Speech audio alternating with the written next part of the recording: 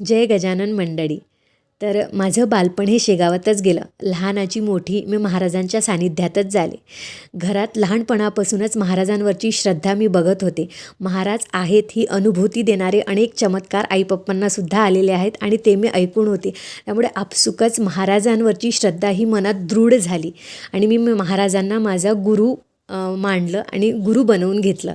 तर खरंच गुरुमूर्ती कायम आपल्यासोबत आहे आणि ती आहे म्हणून आज आयुष्यात कुठल्याच गोष्टीची कमी नाही, की कुठल्याच गोष्टीची भीती नाही. कारण कुठलीही कितीही संकट आले तर महाराज ते लढण्याची शक्ती नक्कीच देतात, हे मात्र नक्की. फक्त आपला विश्वास, आपली श्रद्धा ही खरी पाहिजे. आपण म्हणतो आपण सेवा करतो, पण आपण सेवा करत नाही, कारण महाराज आपल्याकडून ती सेवा करून घेत असतात. कारण करता करविता हा परमेश्वरच असतो. तर आज महाराजांचा प्रगट दिन.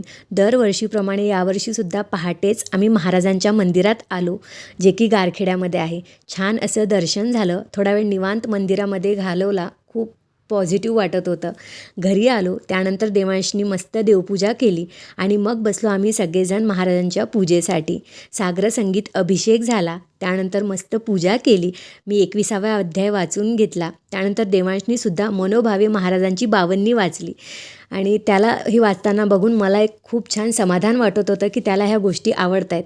त्यानंतर महाराजांचे भजन गुणगुणत मी महाराजांच्या आवडीचा पिठलं भाकरीचा नैवेद्य बनवायला घेतला.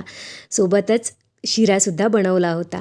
नैवेद्य बनवून झाला. महाराजांना नैवेद्य अर्पण केला आणि त्यानंतर मग आरती करून घेतली.